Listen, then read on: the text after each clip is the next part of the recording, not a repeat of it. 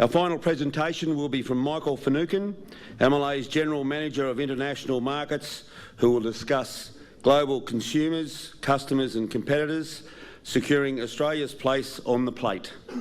Very topical given the many recent developments in our major markets and the escalating competition from the United States and Brazil. Please welcome Michael.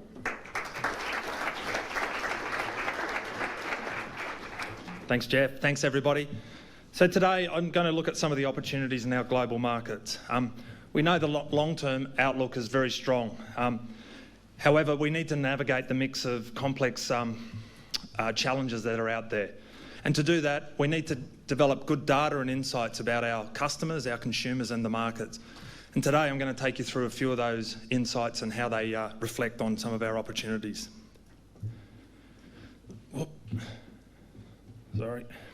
So we know that Australian red meat's enjoyed around the world. There's a mix of countries and customers that eat it in different formats, different cuisines, different religions and different cultures, and we've got to understand that mix. But first of all, just a quick snapshot of where we are today. So for the beef sector, it's been a very tough year in the international markets. We're short of supply due to the rebuilding that's going on here in Australia, so 21% down on total exports. And that's having an effect in some of our key markets such as the US, China and the Middle East. And we're looking at a situation where we've got opposing forces and some strong headwinds. So a key indicator of global beef prices is the 90CL or the manufacturing meat price in the US. And over the last 18 months that's been coming down. While at the same time, while our Australian herd's been rebuilding, we're seeing the Australian cattle prices at record highs. And while that's great for the Australian producers, we've got to keep looking at what the global factors are that are driving the trends and keep our eyes on those and what does that mean for the future of our situation going forward. For the sheep industry, you heard from Jeff, things are very positive there. Our global markets are performing very well. Some of our markets are down a little bit, but overall the lamb industry is travelling very well internationally with some strong performances. So how do we analyse all these markets? What are the factors we look at? So the first thing is we've got to understand those global megatrends, economic data, populations. We also need to then drill down, look at our customers and how do they purchase the meat, what perceptions do they have of Australia and how does that influence their decision making? And also our eye on the competitor. So what's the competitors doing? Where are they infiltrating our markets and how do we react to that? So we do that using a whole range of resources. First of all, looking at the population and income. What's global population doing and how their income's changing? The red meat meat flows, where's meat flowing around the world? How's that impacting our markets? Our customers and the consumption patterns that they're following. What trends is going on? And most importantly, and you heard this morning, market access is critical. So let's start off with the world populations. There's a huge world of opportunity out there and there's some really big numbers on that screen. So, China at 1.3 billion, Europe close to 700 million and the US 300 million and Indonesia 250 million. Some really big populations and great opportunities. But for our product, what does that mean for us and how do we understand those opportunities? So when we look at those markets, we need to understand what the household income is. What the key driver for a preference towards red meat is their annual income, which is we see through our research that about $35,000 a year average annual income is a key driver for a shift in proteins. So we look at that number, and when you look at that across the world, we see some really great opportunities in Europe and the United States. But you look at China and that comes back significantly, reflecting the developing nature of that market. Same with Indonesia. But there's strong growth in those sectors. So we're seeing some really good potential growth in that middle class, in that income bracket, the $35,000. We're seeing growth across the world with some really good opportunities and some strong growth in those developing nations. But we also need to look at what the consumer's thinking. So we know that price and convenience is a major driver, but what are their attitudes towards meat? And there's a lot of markets and a lot of detail up there, but I'll just point at a couple of them to give you a bit of an insight. So when we're looking at developing markets, the consumer there, when they're looking at the retail shelf and what proteins to buy, they look about the easiness of how to prepare. So is it familiar to me and does my family like that meal? So Am I familiar with cooking, and is it familiar with my customs? So easy to prepare is key in those developing markets. Whereas when you look at some more developed markets, it's my family's favourite. So you're purchasing based on what your family's wanting to eat on a weekly basis. So we need to understand those trends and how that influences our product in the market.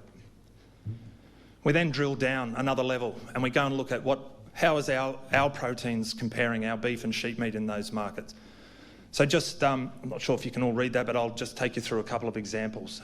Japan and Korea, these are key markets in North Asia for us. However, they have strong domestic Wagyu type products, and where we're seen as we're cheaper than that local product, but we're seen as an affordable everyday beef protein for the housewife. Whereas in developing countries like China, for our beef and sheep meat, we're the most superior. It's a developing nation. The local meat sector is not as sophisticated.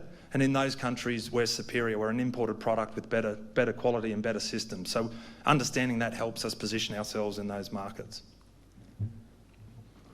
For sheep meat, there's some great opportunities out there, as we've heard, but we've also got to understand that it's relatively unknown in some of our largest markets. So the US, it's a very minor protein, and they're not familiar with it. So looking across the board, a lot of people are unfamiliar with how to cook sheep meat or have some preconceived conceptions about taste and flavour. So we need to work on that, and we need to understand those consumers and help them understand the benefits of a lamb meal.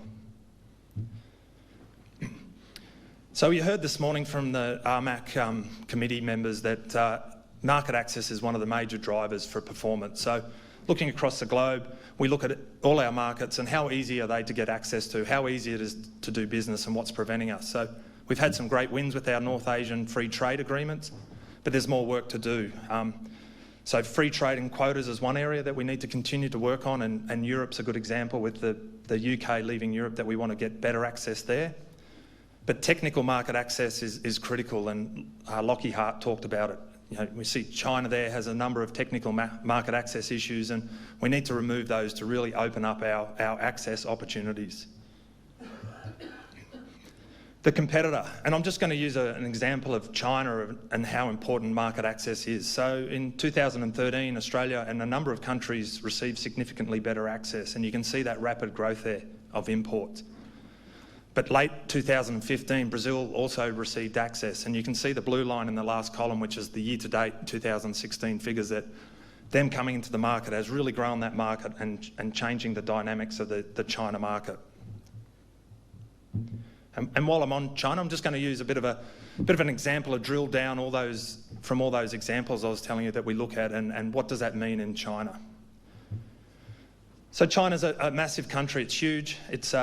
We'd like to think of it as one country but many markets. It's very complex, very different religions and types of people across the country, different cuisines and different economic demographics. So we need to look at those and then drill down to where are the opportunities.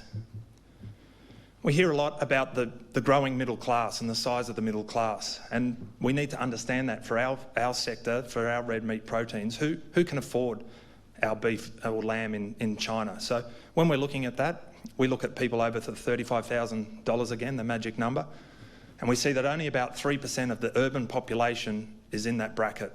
So it's a very small proportion, about 7.6 million people. There's good growth in that sector, as I showed earlier, and it's an important sector that we need to keep focusing on. But it's still a growing and developing market, and we need to understand that. We also need to understand it comes with a lot of challenges. China has a developing cold chain. So getting product from Australia or from the port in China through to the customer, there's a huge amount of challenge. And on the screen there, you can see that there's stacked sheep carcasses there, a guy driving around with a trolley on the back of his bike, delivering sheep carcasses, and then just the handling of product in the country is pretty bad. There's boxes thrown in the back of a truck that's probably not even turned on. So we need to understand that. And what that means is that the frozen product is their preferred through the supply chain because they can manage it better, but that becomes how they're presenting the product at the retail shelf. And what we want to see is that we want to see that improve, because we know the Chinese consumer's number one driver for purchasing beef is freshness. So the top two categories there, freshness and use by date, all about how fresh the product is. You watch a Chinese consumer walk through the retail cabinet, you see them looking, touching and wanting to get close to the meat and understand it's fresh. So selling tubs full of frozen product up there isn't going to work. So we need to find ways to break the market access barriers to get chilled product in there and get it to the consumer in a way that we want to sell our product to them.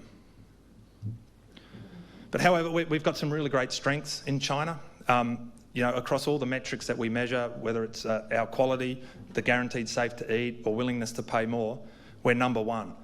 But it's a competitive environment. There's a lot of players in there, and the other international competitors are right on our heels. So we need to work to improve that and get Australia out in front. So looking forward, how do I see the opportunities in China, and what do we need to do? We just need to continue to build a better understanding of the consumer, who they are, where they shop, where they live, how much money they've got to purchase, and how we can get them attracted to our product. And we're doing continual research in that space to narrow down the opportunities in China. But we've got to continue to secure better market access. We need to look at promoting our integrity systems and differentiate ourselves from those other South American nations, and continue to engage and educate the customer about what Australia means and how we are different from the rest of the world and why our product is a value proposition for them.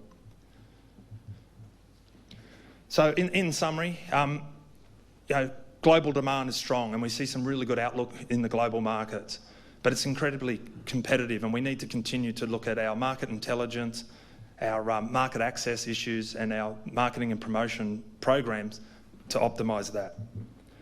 And knowing what the customer wants is key. So we need to understand our customer, we need to be able to service those customers and deliver what they're looking at and communicate our points of difference to them and help them communicate that to their consumer.